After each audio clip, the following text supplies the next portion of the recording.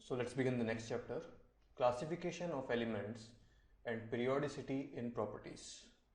So in this chapter we'll study about the periodic table and how the properties of the elements become repetitive after certain periods in the periodic table. So why periodic table is designed in the way it is. So before the modern periodic table came into picture, it was Mendeleev who formulated the first periodic law by saying that physical and chemical properties of the elements are periodic functions of their atomic masses. So at that time this theory was quite popular, but later a small correction was made to this theory. So in modern periodic law says the physical and chemical properties of the elements are periodic functions of their atomic number. So atomic number is the more fundamental quantity which describes the periodic law, not the atomic masses, which is the sum of protons and neutrons.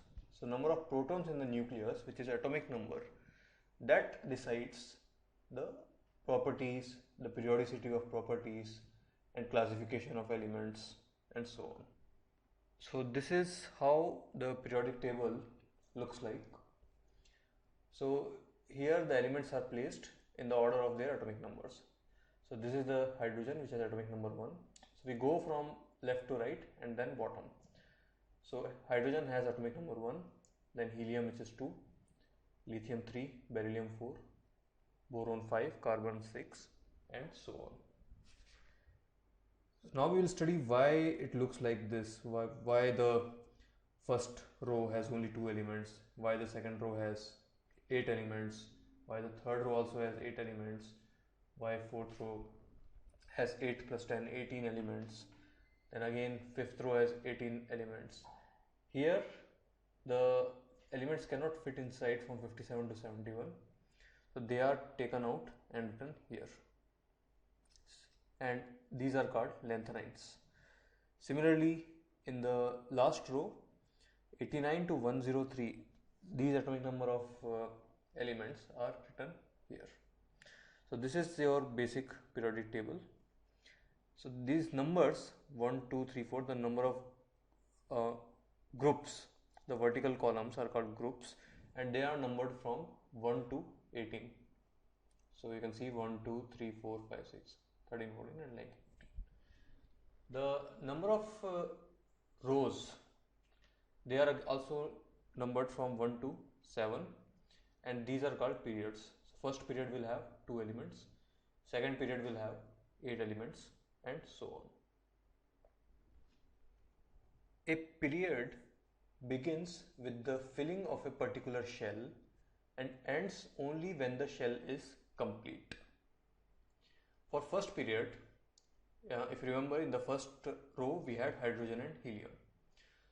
So if you remember from our atomic structure how the electrons get filled up inside the shells, inside the subshells and into the orbitals, you will recall that the first shell, which has the principal quantum number 1, it has only s subshell. So it has 1s1 and 1s2. So one electron will go into 1s1, second electron will go into 1s2, and number of electrons are same as number of protons, which is the atomic number. So for first period, which is the first row, n is equal to 1, first element is hydrogen, second element is helium. So you can see here the first electron gets filled into the 1s shell, one shell and s subshell. So this will be the 1s1, this will be the 1s2. After that, next electron will get into here, into the 2s shell. So for second period, in whole of second row, n is equal to 2. So principal quantum number for the whole row is n is equal to 2. So 1s2, which is already filled. In addition to that, now 2s1 gets filled, 2s2 gets filled, then 2p1, 2p2, 2p3, 2p4, 2p5 and 2p6. So you can see that there will be 1, 2, 3, 4, 5, 6, 7, 8 elements in the second period. These elements are lithium, beryllium, boron, carbon, nitrogen, oxygen, fluorine and neon. So here again let's start from the top. 1s1, 1s2, 2s1, 2s2, 2p1, 2p2, 2p3, 2p4, 2p5 and 2p6. Next here 3s1, 3s2, 3p1, 3p2, 3p4, 3p5, 3p6. Sorry, 3p1, 3p2, 3p3, 3p4, 3p5, 3p6. Then here next one 4s1, 4s2. Now you'll see that after 4s2 it's not the 4p subshell which gets filled. It's actually the 3d subshell which gets filled. We'll see it now in this diagram. So we have already seen this diagram, studied briefly in atomic structure. So let's again see what happens. So first period means n is equal to 1. So the principal quantum number of the last shell is the period in which the element resides. So for n is equal to 1, this is the orbital which gets filled, which is 1s1. This gets filled, then this, then this, and then this, and like this. So for n is equal to 1, there are only 2 elements, only 2 electrons can fit inside. For 2, 2 will fit here and 6 will fit here, so 8. For 3, again 2 will here, 2 will be here and 6 will be here. Now for the fourth, 4s2 will fill here first, but after 4s2 it will be 4d, which will, sorry, 3d. So this is in the third n, so it will be the 3d which gets filled, then 4p which gets filled. So number of electrons in the number of elements in the fourth row will be 1, 2, 3, 4, 5, 6, 7, 8, 9, 10, 11, 12, 13, 14, 15, 16, 17, 18. After this is the 5s which gets filled. So until we reach to the 6s, all of them will be residing in the fifth row, fifth period. So this will get filled, then this will get filled, then this will get filled. So again this will also have 18 elements. After in the sixth row, this gets filled, but here this time F subshell will get filled after 6s. So after 6s it is 4f, after that it is 5d, and after that it is 6p. So in the sixth for the sixth period, you can see that total number of elements will be 1, 2, 3, 4, 5, 6, 7, 8, 9, 10, 11, 12, 13, 14, 15, 16 into 2, which is 32. Same way for 7th period also, there will be 32. So this is how the structure of the periodic table is derived from. So the basis of the period is the principal quantum number. So of the final shell, which whatever is the principal quantum number, that decides the period in which the element lies in. So once again see, the period begins with the filling of a particular shell and ends only when the shell is complete. So first for first period n is equal to 1. So 1s1, 1s2. For second period n is equal to 2. So after 1s1 and 1s2, it is 2s1, 2s2, 2p1, 2p2, 2p3, like that. For third period n is equal to 3. So after all this, after the 2p6, 3s1 gets filled, then 3s2, then 3p1, 3p2, 3p3, like that. And as we saw previously, in the fourth period you will have d orbital also here, and so on. Now let's talk about blocks. So this whole periodic table is divided into blocks. So this is S block, this is P block, this is D block, and this is F block. So we've already seen that the first, this 1s1 and 1s1 gets filled here, then 1s2 gets filled here, then 2s1, 2s2. So, and after this it is 2p1, 2p3, 2p2, 2p3 and like that. So the concept is the differentiating electron, which is the last electron that comes into the electron, into its orbital. So the differentiating electron enters whatever subshell that is the element's block. So in case of hydrogen, there is only one electron and it gets filled into s orbital. It is 1s1. That's why it is s block.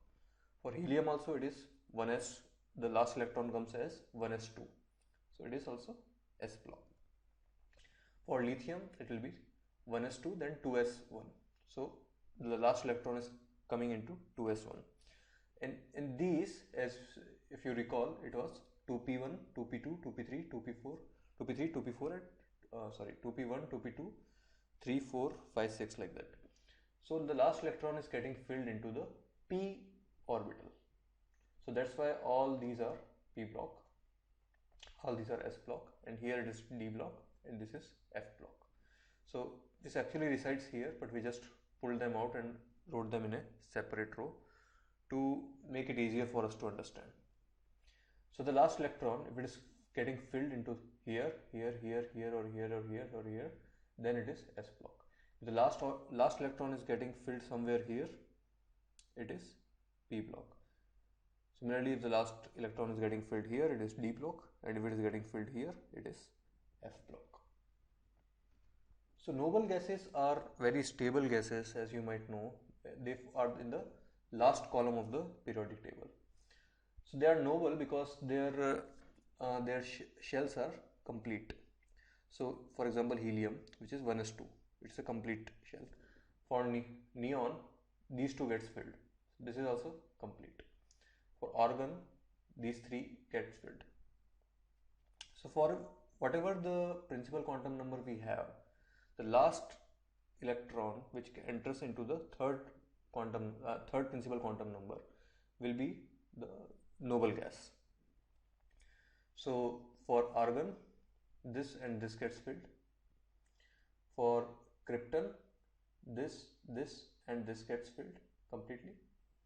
For xenon, again this and this gets filled. So last electron in all the noble gases is entering here, because as soon as the last electron enters here, the next electron will get into the next s orbital. So it will get into the new period. It will go into the first group. So the noble gases will be the last electron of the noble gases will completely fill this orbital. It will completely fill this orbital. It will completely fill this orbital, this orbital, this orbital, and like that. So for helium, it is 1s2. For neon, after 1s2, it is 2s2, 2p6. For argon, after this, it will be 3s2, 3p6. For krypton, after argon, it is 4s2, 3d10, because this is third, 3d10, then 4p6. For xenon, 5s2, then here 4d10, then 5p6. And for radon, 6s2, then here 4f, for 4f, there are 7 total, so it should be 14. This should be the 14. So 6s2 and 4f14, 5d10, 6p6. So this is how the noble gases are configured. And again, just remember, the last electron for the noble gases gets filled into the p orbital, the last p orbital, pz orbital. So the second electron gets filled here. So noble gases are very stable, as we have read before that the completely filled shells are more stable than empty or like half filled. Even half filled are more stable than if it's just one or two which is filled. So now let's study about the periodic trends. So in the when we draw the periodic table, why we make it like that is after certain, so we are grouping the similar kind of elements together which have the same number of valence electrons and like that. So that means their properties are periodic. So once you come back to the element which lies in the same group, we can expect that that whole group will have similar properties. That is what is periodic trends in periodic table. So let's discuss some of the properties and let's see how they vary inside the periodic table. First is size of the atom. So size of atom is a very general and generic term. So we need to be more specific. So there are some different kinds of radius which we can define. One kind is crystal radius. So sodium metal, for example, exists in crystal form. So let's say these are the nucleus of the sodium metal which are arranged in a crystal. And if the distance between the two nuclei is x, then x by 2 is the crystal radius. So it is half the distance between metallic crystal nucleus. Then it is covalent radius. So when we talk about diatomic gases like oxygen, hydrogen, nitrogen, so they exist as H2, N2, O2 like that. So half the distance between nuclei of similar atoms bonded by covalent bond. So if you take an example of oxygen molecule, so these will be the two oxygen atoms, and these are the nuclei, and this overlapping is the covalent bond between the two oxygen atoms. So again, distance between the nuclei is x, then x by 2 is the covalent radius. Van der Waals radius. Now, Van der Waals radius is an interesting concept. It's think of it like two magnets. So if two magnets bring at a sufficiently close length, then they will stick to each other.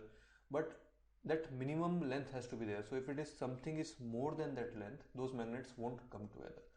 So similarly, Van der Waals radius is, so let's take again the example of oxygen. So for oxygen to form a molecule, the two atoms of oxygen, they have to come to some some maximum distance. So if the distance is below that, less than that, they will form a molecule. So that distance below which the molecule will form is half of it is called Van der Waals radius. So half the distance between nuclei of two similar atoms at closest approach without bond formation.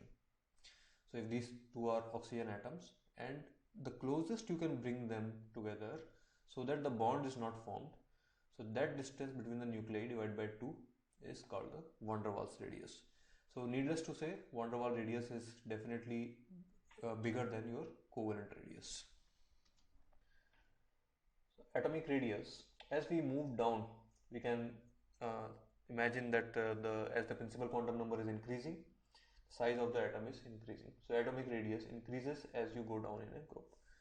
But as you go to the right, the thing is the shell is same, yeah, because the n is same, but the more nuclear charge there is in the nucleus, that means that will attract the electrons and the overall size of the atom will become smaller. So as you go from left to right in a periodic table, the size of the atom decreases, and as you go down, as the number of shells are increasing, the size of atomic radius will increase. Now there is another term, isoelectronic ions. So they are the ions of different elements having same number of electrons. So you can see as an example of Cl minus and K plus.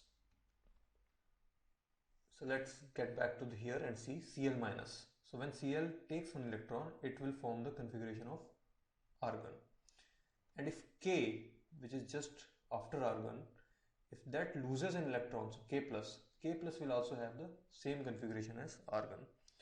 Similarly, S minus 2 will also have the same configuration. Ca plus 2, so if Ca loses 2 electron, if it loses 1 electron, it will have configuration of this. If it loses one more electron, it will have configuration of this. S minus 2, so if S sulfur gains 1 electron, it will become Cl. It will have the configuration of Cl, number of electrons. And if it gains one more, then it will have same number of electrons as argon. So all this S minus 2, Cl minus, argon, K plus, Ca plus 2, all these are called isoelectronic ions because their number of electrons are same even though their nuclear charge is different. So we can imagine here that as the nuclear charge in the positive ions is more and more, it will attract the electrons, same number of electrons, more vigorously than these atoms. So atomic radius will decrease. So as the charge is positive on isoelectronic ions, their radius will be smaller. Next term is valency. So valency is the combining capacity of an element. So as we move from left to right in a periodic table, so Li has one valence electron, so it can lose that one electron, so its combining capacity is 1. Beryllium can lose 2, boron can lose 3, carbon can either gain 4 or lose 4, so it is again 4. Now nitrogen is 5, so nitrogen doesn't have tendency to lose electrons. After 4, after the middle point, the atoms have tendency to accept electrons. So how many it can accept? 8 minus 5. 8 is the number of electrons in maximum number of electrons in its last shell. So 8 minus 5, 3. So here it is 8 minus 6, 2, 8 minus 7, 1, and 8 minus 8, 0. So for neon, obviously neon has a configuration of NS2, NPX2, NPY2, NPZ2. So all these its S and P both orbitals are full, so it has zero tendency to accept or lose an electron. That's why its valency is 0. Now for Li it will be Ns1, for beryllium it will be Ns2, and rest P1s will be 0. So it has a tendency to lose 1, it has a tendency to lose 2. This boron will have Ns2, Np1, so Npx1, so it can lose 3. So similarly, oxygen, for example, it will have Ns2, Npx2, and Npy1, Npz1.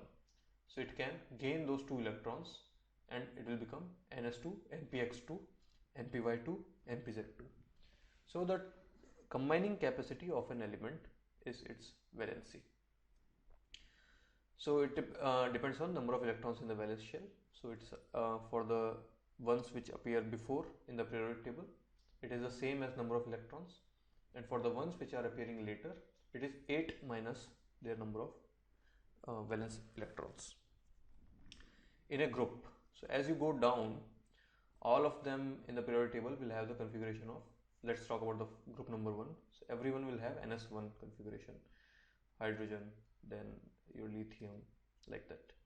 Each will have a configuration of Ns1. So all of them will have same valency, which is 1. And as in the period, it increases, goes up to 4, and then it decreases. Ionization energy. So it is the amount of energy needed to take the outermost electron out. So clearly you can imagine that ones which are falling in the first group, which have only one valence electron, they can easily lose their electrons. So the amount of energy required for them is very less. So the one which are on the leftmost, they have very low ionization energy. If you give very less energy to them, they will lose their electrons. And as you go to the right, it becomes more and more difficult to release the electrons. Now as you go down, what happens? The size of the atom is increasing as you go down. Now as the size of the atom is increasing, the bigger and as it is bigger and bigger, the final electron, which is in the outermost shell, is more closely attached to the nucleus since the size is bigger. So it quite easily it gets released. The ones which are on the top, they are smaller size, so they hold to the electron quite tightly. So as you go down, since the size of the atom is bigger now, the electron will easily come off. Therefore ionization energy decreases as you go down. So less and less energy is required for the release of that electron. Successive ionization energy. So for example, Li can lose one electron and become Li plus. then it can lose one more electron and become Li plus 2. So what happens is, when it's losing electron, when it loses first electron, let's say it takes some ionization energy, it takes some energy. Now the nucleus has a charge of plus, positive charge. So now after it becomes Li plus, taking one more electron out is quite difficult, because this plus charge is holding on to that electron quite steadfastly. So to remove the second electron, much more ionization energy is needed. So as successive ionization energies are always more than the previous ones. Now two notes are there, that this ionization energy is also known as ionization potential or ionization enthalpy, and its symbol is delta IH. So I stands for ionization energy. Factors on which ionization energy depends. So we already saw it depends on the size of the atom. So bigger the atom is, easy it's to remove from the outermost shell, therefore ionization energy is less. Nuclear charge. For same valence shell, more nuclear charge means a smaller atom, therefore more ionization energy. So this is also very obvious. The more the nucleus has the charge and the other conditions are same, the ionization energy will be same.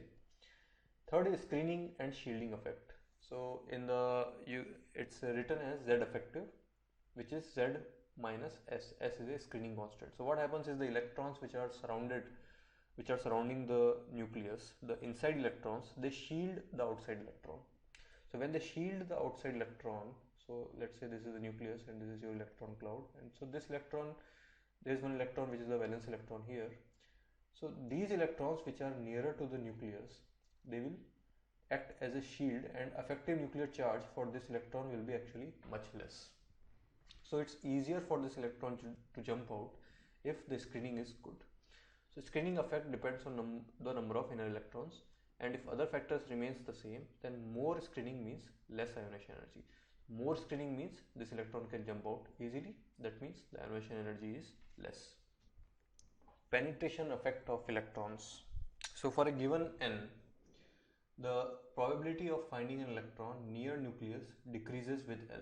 So what we mean to say is, if you remember from atomic structure, the S orbital is like this, spherical, and your p orbitals are like this and like that. So the probability of finding an electron near the nucleus is more for S, then it is for p, then it is for d, and so on.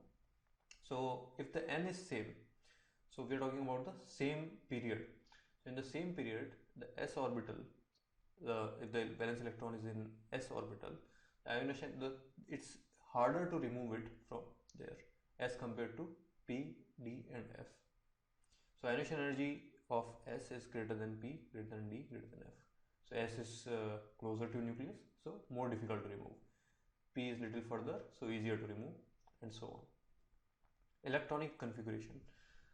So noble gases which have completely filled orbitals and some other gases which have half filled, they are extra stable. So for example, the elements like beryllium and magnesium, so they have NS2 configuration, so they have a little bit higher ionization energy. It's not easy to take this electron out.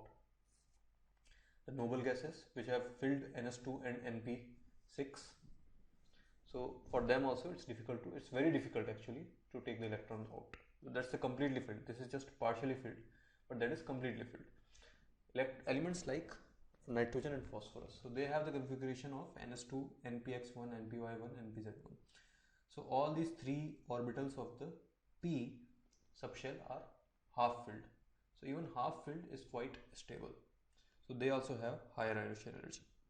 But in all three, noble gases have highest. So IE along period. So as you go from left to right in a period, the ionization energy increases, because initially it is just 2s1, so it's easier to remove the electron, and for the noble gas it's impossible to remove.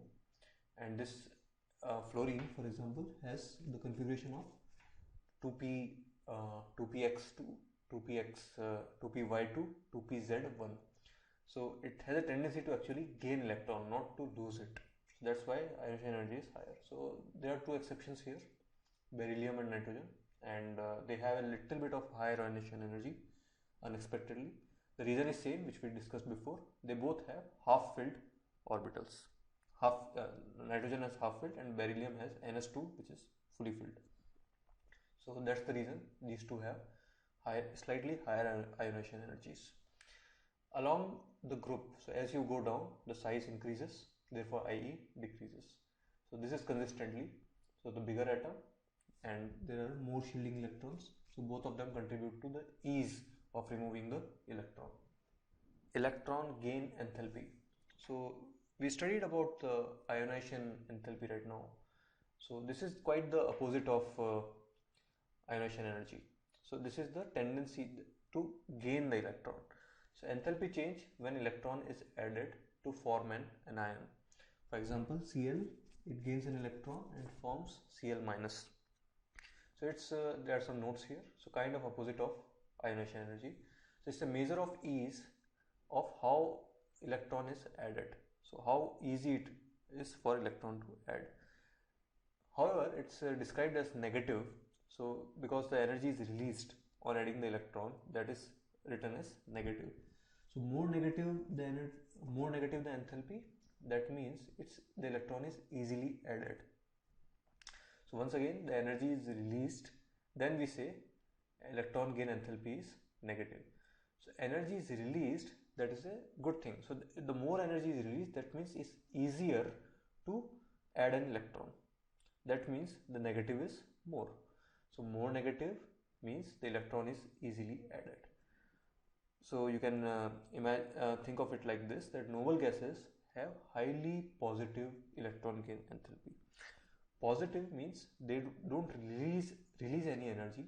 In fact, they have to absorb a lot of energy, only then they can add an electron.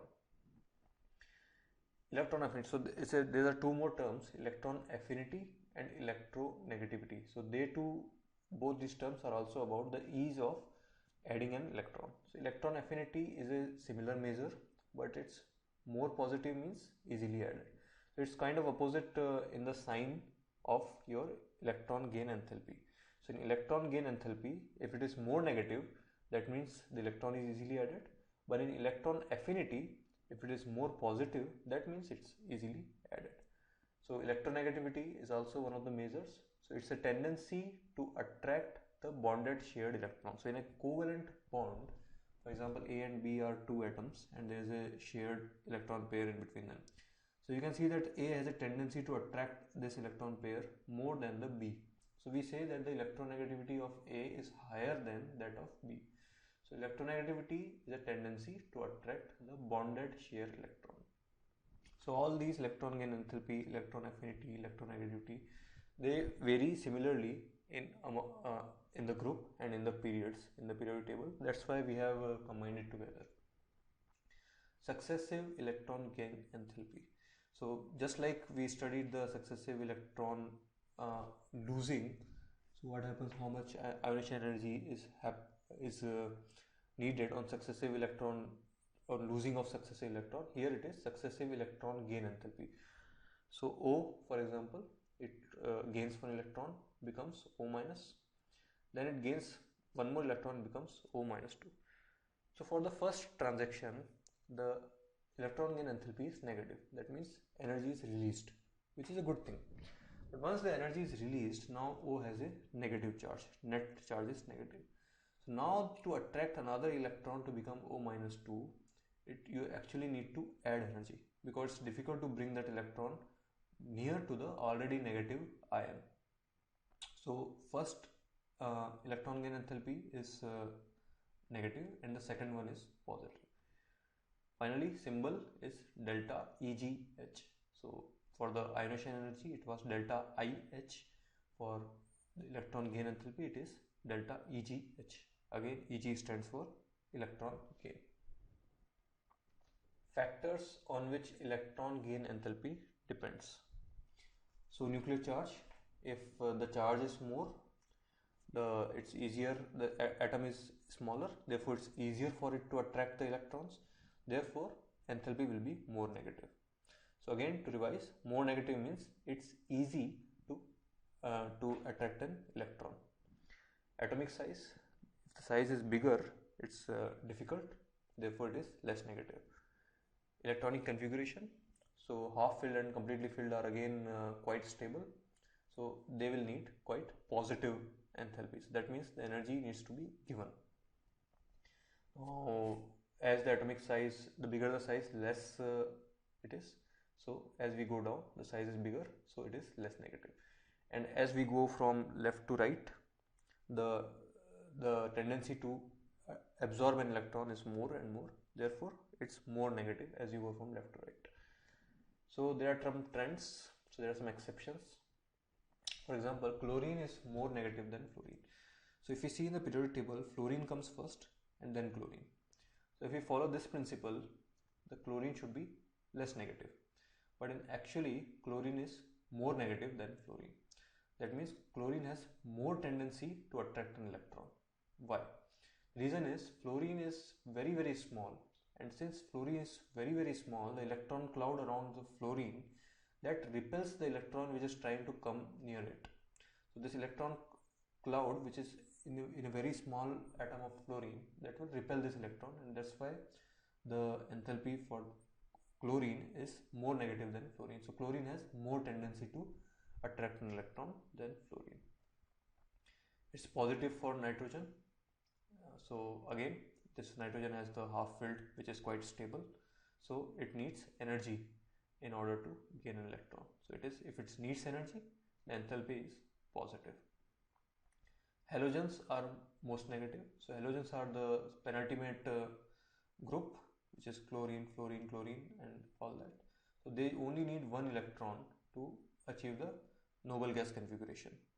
That's why the halogens are most negative. So they will release most of the energy among all rest of the elements in the period. So they have a configuration of Ns2Np5. So by gaining just one more electron, they will have the configuration of Ns2Np6, which is a noble gas configuration and very, very stable. All the fundamentals of the periodicity and the classification of elements in a periodic table. So you should remember some of the major structures and electronic configuration of some of the elements in order to know that how they are going to react and what their valencies will be, because this is the basis of most of the physical chemistry now, and even in the organic chemistry and inorganic chemistry, this will be, we will learn it in details. So that's the end of this chapter.